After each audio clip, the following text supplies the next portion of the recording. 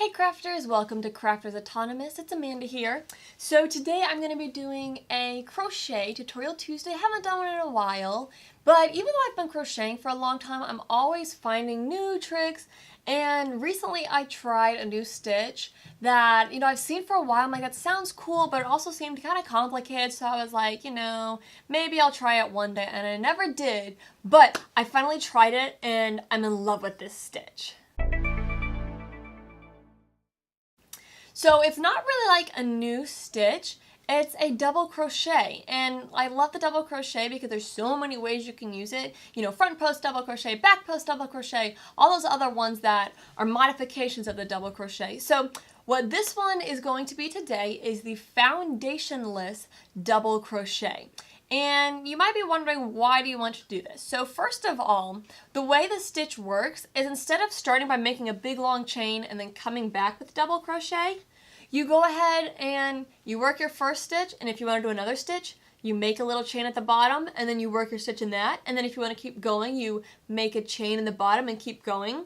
And what this does is, first off, it means that you don't have to chain the whole length before you start working back across, because if there's something that annoys me more than almost anything about crochet is when I'm working on a project and I'll be like, okay, cool, and it'll be like, chain 135, and I'm like, because you start chaining and you lose count and you have to keep going back. But it's a lot easier to count double crochet than it is to count chain stitches. So first off, it prevents you from getting into the rut where you have to make a whole bunch of long chains before you can actually get to crocheting the project. So that's really nice about it. The second thing, which is why I'm really excited for this, is for some people, including myself, when I do a chain stitch and then I work double crochet or whatever kind of stitch across it, my chain stitch is kind of tight. So I've got this scarf here that I'll kind of use to demonstrate.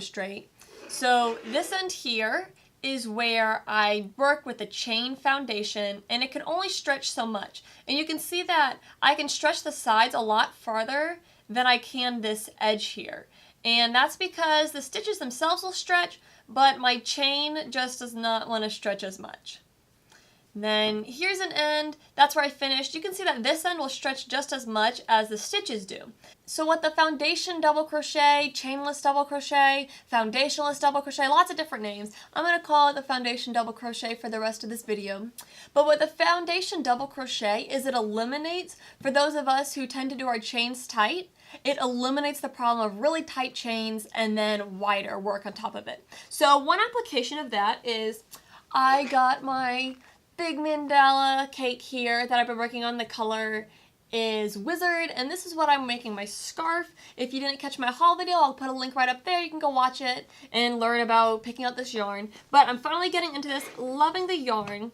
And as I said in my haul video, I'm going to be making a sweater out of this yarn. One of the problems I've run into when I made it like sweaters and clothing before is at the waist, at the bottom, it ends up with a really tight chain and then the rest of the fabric stretchy. So it's great because the fabric itself is stretchy, so it's easy to get on and off. But then if you don't do that beginning chain exactly right, it can be really hard to get clothing pieces off, or you might get done and find out that it's a totally wrong size, but too late because you've done all these other rows. So this allows me to have a nice stretchy starting row. Look at how nice and stretchy that is. It's awesome. So I don't have to worry about the tightness of the chain. So now that you know how awesome this stitch is, I'll stop yakking and I'll show you how to actually do this stitch.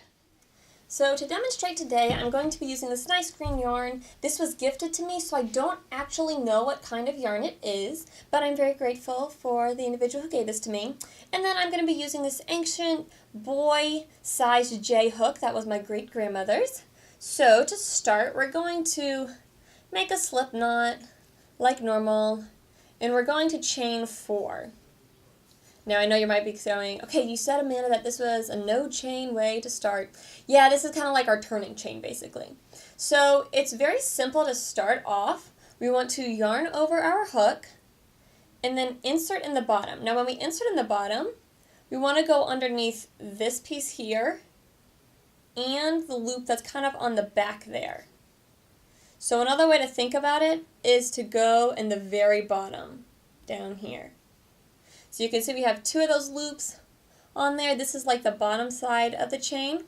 So now here's the basic way you can think about this, how this works. We start by yarning over and pulling through one. Now when we do that, that's like creating our chain. So it's like we've created a chain spot, and if we were working a normal double crochet, at this point it would be like we have our loop here, we've yarned over, and we've inserted the hook into the chain. So then you would complete it just like you would a normal double crochet. So yarn over, pull through one, yarn over, pull through two, yarn over, pull through two. And that's going to create our first double crochet right there. You will get this cool pattern along the bottom. That's a little different than when you work a normal chain. And you can kind of see how you have these like V's along here. Personally, I think it's really pretty. It still has a nice crisp edge to it, so I really like it. So you're going to end up creating this kind of shape.